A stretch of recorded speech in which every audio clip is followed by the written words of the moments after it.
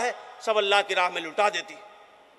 اور حضرت زینب رضی اللہ تعالیٰ، اللہ کے نبی صلی اللہ علیہ وسلم نے ایک مرتبہ اپنی بیویوں کو مخاطب کر کے فرمایا کہ سب سے پہلے میرے پاس وہی بیوی آئے گی جس کا ہاتھ سب سے لمبا ہوگا۔ ازواج مطہرات ایک دوسرے کا ہاتھ ناپنے لگی۔ بعد میں سب سے پہلے وفات حضرت زینب رضی اللہ تعالیٰ عنہ کی ہوئی۔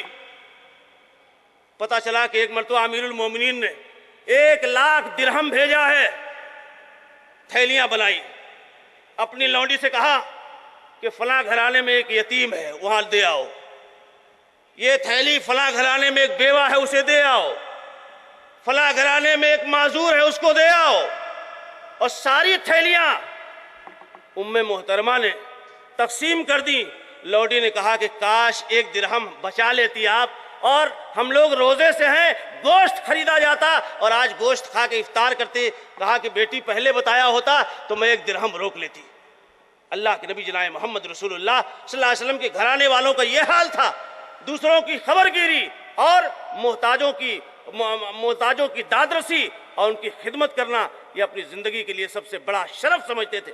حضرات گرامی، اللہ کے نبی جناب محمد رسول اللہ صلی اللہ علیہ وسلم نے یہ سبق دیا ہے کہ شوہر بیوی کے ساتھ اور بیوی شوہر کے ساتھ بہترین سلوک کرے تاکہ معاشرے کی گاڑی اچھی طریقے سے چلتی رہے، سماج معاشرے میں کلیش اور اضطراب نہ پیدا ہو، کوئی گھرانہ تباہ نہ ہونے پائے، ایک دوسرے کی رعایت کی جائے، ایک دوسرے کے حقوق کی ادائیگی کی جائے۔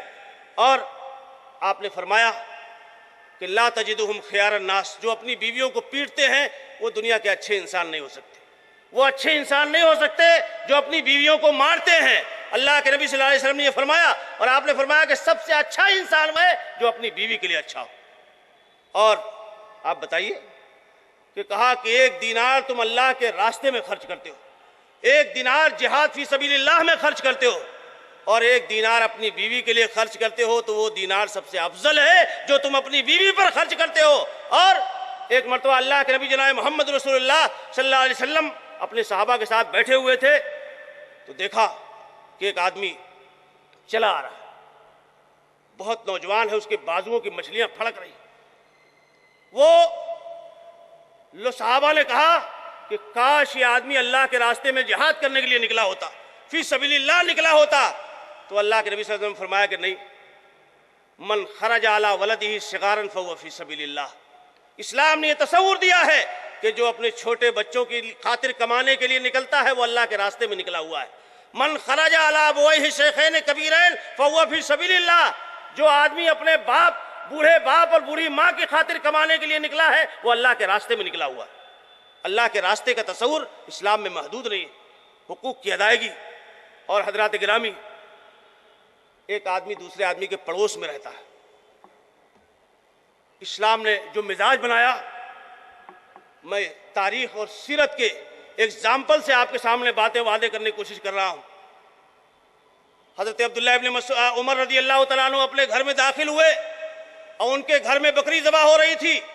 وہ کہنے لگے آہدیتم لجارنا الیہودی، آہدیتم لجارنا الیہودی، آہدیتم لجارنا الیہودی، کہ تم نے ہمارے یہودی پڑوسی کو گوشت پہنچایا کہ نہیں پہنچایا؟ تم نے ہمارے یہودی پڑوسی کو گوشت پہنچایا کہ نہیں پہنچایا؟ تم نے ہمارے یہودی پڑوسی کو گوشت پہنچایا کہ نہیں پہنچایا؟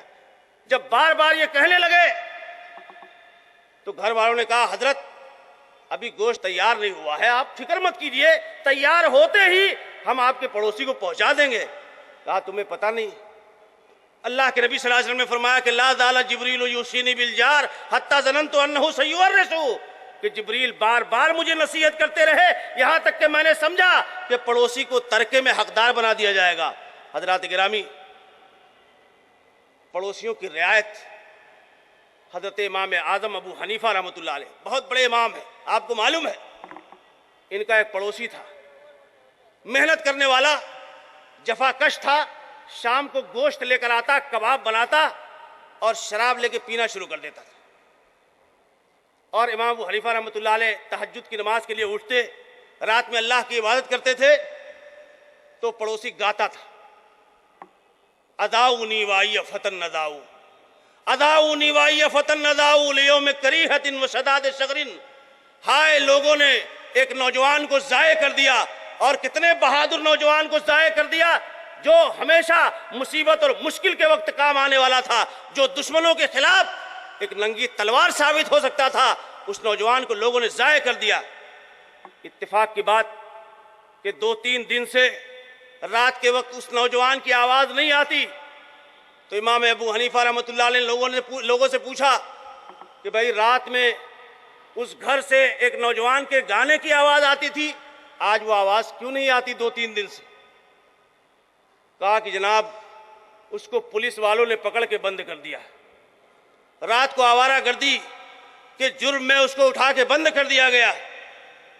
حضرت امام ابو حنیفہ رحمۃ اللہ علیہ اپنی سواری لے کر نکلے اور امیر کے ہاں پہنچے۔ امیر کو خبر ہوئی تو امیر نے فوراً اپنے ہرکاروں کو دوڑایا کہ جاؤ ان سواری تک لاؤ، جب تک ہمارے فرش تک ان کی سواری نہ پہنچ جائے تب تک ان کو اتارنا نہیں۔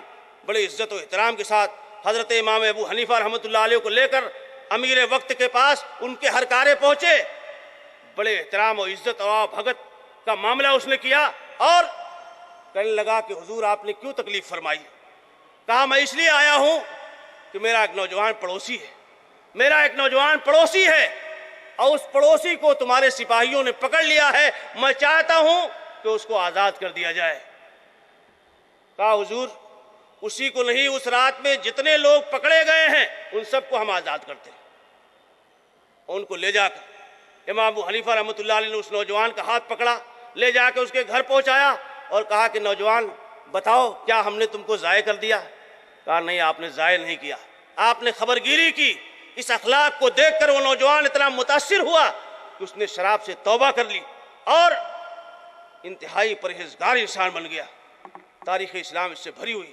محمد ابن جہم نامی ایک شخص اپنا مکان بیچنے لگے تو کہا بھائی کتنی قیمت؟ کہا 50,000۔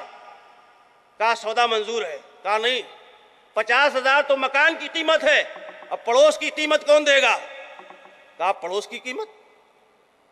کہا کہ یہ سعید ابن عاص کا پڑوس ہے، یہ وہ آدمی ہے کہ اگر کوئی آدمی مانگ لے تو اپنے خزانے کا منہ کھول دیتے، اور اگر کوئی نہیں مانگے تو بنا مانگے بھی اس کو دیتے ہیں۔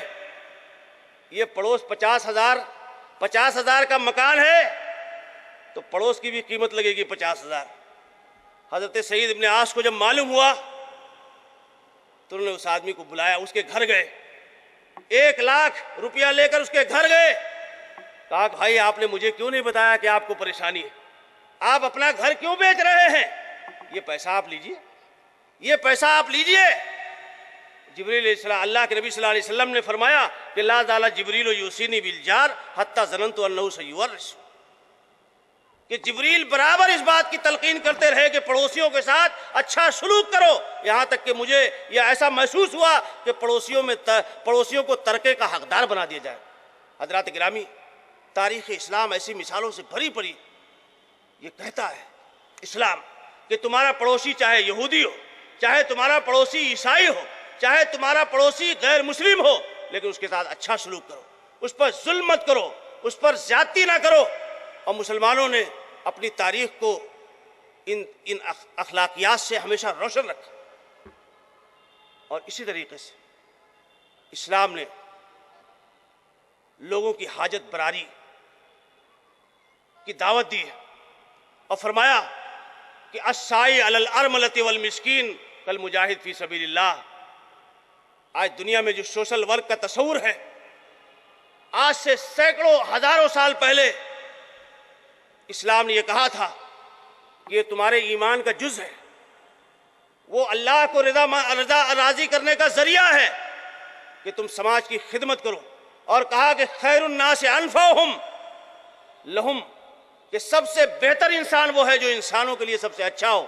اسلام نے یہ کہا کہ السائی علی الارملۃ کالمجاہد فی سبیل اللہ، کہ جو آدمی بیواؤں کے لیے کوشش کرتا ہے، مسکینوں کے لیے کوشش کرتا ہے، وہ اللہ کے راستے میں جہاد کرنے والے کی طرح ہے، یا مسلسل روزہ رکھنے والے کی طرح ہے، یا مسلسل رات بھر نماز پڑھنے والے کی طرح ہے۔ یہ تصور دیا۔ حضرات گرامی، حضرت عمر ابن خطاب رضی اللہ تعالیٰ عنہ، مشہور واقعہ، خلیفہ وقت ہیں، اور حضرت طلحہ رضی اللہ تعالیٰ عنہ کا بیان ہے کہ میں نے دیکھا کہ امیر المومنین روزانہ ایک گھر میں داخل ہوتے ہیں اور تھوڑی دیر وہاں رہتے پھر اس کے بعد چلے آتے. میں ان کی ٹوہ میں پڑ گیا کہ امیر المومنین کو کیا پڑی ہے، بار بار اس گھر میں جاتے ہیں آتے ہیں. کہا ایک دن جب امیر المومنین نکلے تو میں چپکے سے گھر میں داخل ہو گیا. میں نے وہاں دیکھا کہ ایک بوڑھی یا اپاہج عورت بیٹھی ہوئی ہے.